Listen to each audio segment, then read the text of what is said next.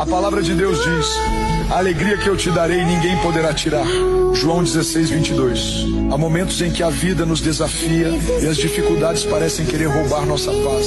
O medo, a incerteza e as preocupações podem nos fazer esquecer que Deus está no controle. Mas Jesus nos lembra que a verdadeira alegria não vem das circunstâncias, e sim dele. A alegria que Deus nos dá é inabalável. Ela não depende do que temos, do que enfrentamos ou do que perdemos. Ela nasce no coração de quem confia, de quem coloca suas dores e anseios diante do Senhor e descansa em suas promessas. Se hoje você sente o peso da caminhada, lembre-se, Deus não te abandona. Ele enxuga suas lágrimas, renova suas forças e abre caminhos onde parecia não haver saída. Sua graça te sustenta e seu amor te envolve. Que nada nem ninguém tire de você a certeza de que a alegria do Senhor é a sua força. Creia, persevere e siga confiante.